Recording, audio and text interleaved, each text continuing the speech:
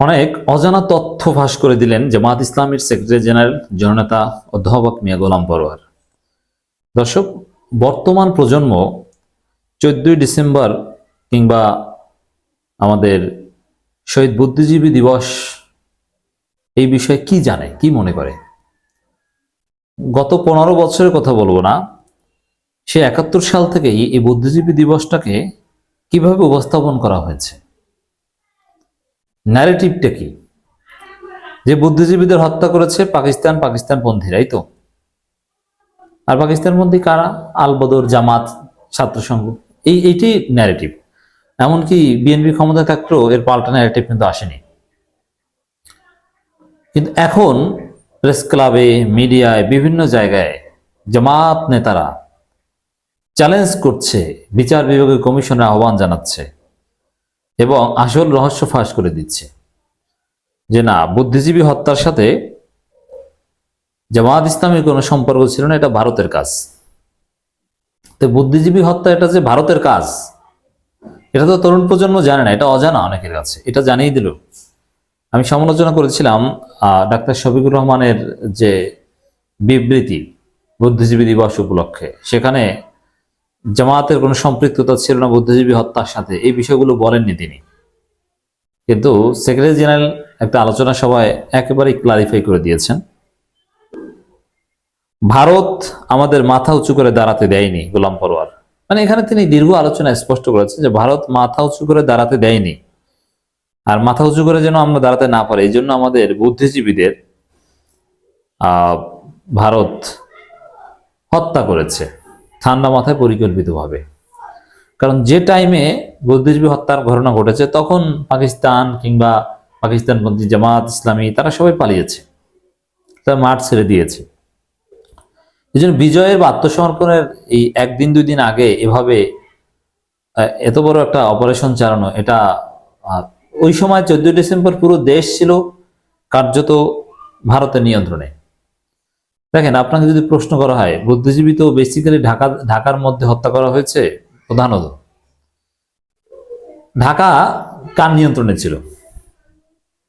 ঢাকায় কোনো মুক্তিযোদ্ধা বা পাকিস্তানপন্থীরা কেউ ছিল কি না আদৌ রাজপথে? 14 ডিসেম্বর ছিল না, ঢাকার পতন আগেই হয়েছিল পাকিস্তানের। অতএব ভারত নিয়ন্ত্রিত সময়ে এই বুদ্ধিজীবী হত্যাকাণ্ড ঘটনা ঘটেছে, আর এটা ভারতই করেছে যাতে আমরা মাথা উঁচু করে দাঁড়াতে না পারি। এটাই হচ্ছে সত্য কথা। এই কথাগুলো জামাতের সেক্রেটারি জেনারেল বলেছেন, আমির জামাতকেও বলতে হবে, পাল্টা ন্যারেটিভ নির্মাণ করতে হবে। জাতীয় প্রেস ক্লাবে শহীদ বুদ্ধিজীবী দিবসে আলোচনা সভায় প্রধান অতিথির বক্তব্যে তিনি সব কথা বলেন।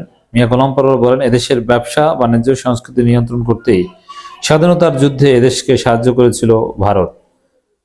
ভারত কেন আওয়ামী লীগকে বা বাংলাদেশকে সহযোগিতা করেছিল স্বাধীন হতে? এর পেছনে নানান থিওরি রয়েছে।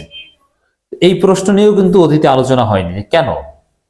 এটা নিয়ে এখন প্রশ্ন তুলতে হবে যে ভারত কেন, কি কারণে সহযোগিতা করেছিল। একটা সহজ হিসাব মনে রাখবেন, স্বার্থ ছাড়া কেউ সহযোগিতা করে না।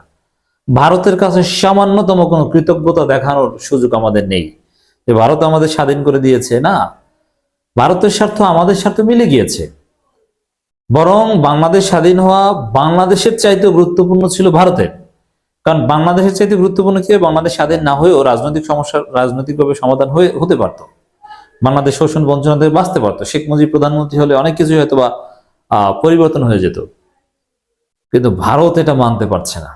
ভারত পররাষ্ট্রনীতি বা বাস্তবতা এখন যেরকম আমাদের অনেকে বলে না যে 3 দিক থেকে ভারত বেষ্টিত, অতএব হিসাব নিকাশ করে আমরা কথা বলি, তখন ভারত বলতো যে আমাদের এদিকেও পাকিস্তান ওদিকেও পাকিস্তান, কি করব ভাই, ওদের বিরুদ্ধে বলা যাবে না। এই কারণে ভারত ষড়যন্ত্র করে হোক আর যেভাবে হোক না কেন আমাদেরকে স্বাধীনতা সহায়তা করেছে, ভারতের পূর্ণ স্বার্থ ছিল বলে সহায়তা করেছে। অতএব এখানে কৃতজ্ঞতা হওয়ার কিছু নেই। তাদের যেমন তারা যে এফোর্ট দিয়েছে, তারা আমাদের জনগণকে অ্যাসাইলাম দিয়েছে এবং ট্রেনিং দিয়েছে, তাদের সেনাবাহিনী ঢুকেছে, তারা যে পরিমাণ অর্থ খরচ করেছে তার চাইতে বেশি লাভ আছে বলেই এটা করেছে। এখানে কৃতজ্ঞতা দেখানোর কিছু নেই।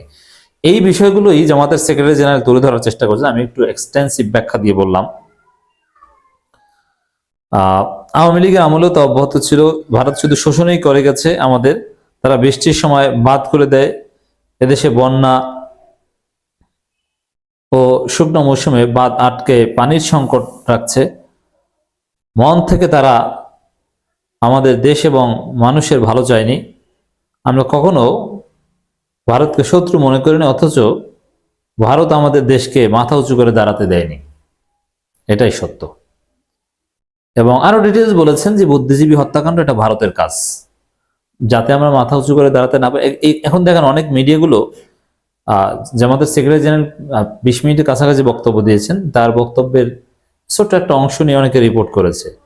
কিন্তু বুদ্ধিজীবী হত্যার সাথে জামাত জড়িত নয়, এই বুদ্ধিজীবী হত্যা ঘটিয়েছে ভারত, কেন এটা মনে হলো, কোন ফাইন্ডিংস উঠে এসেছে, এটা কিন্তু পত্রিকাগুলো এটা নিয়ে ঘাটাঘাটি করছে না।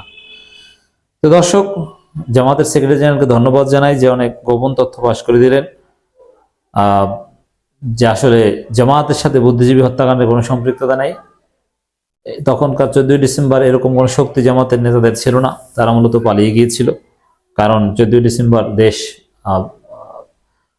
ভারতীয়দের এবং বাংলাদেশি মুক্তি বাহিনী দখলে চলে এসেছিল।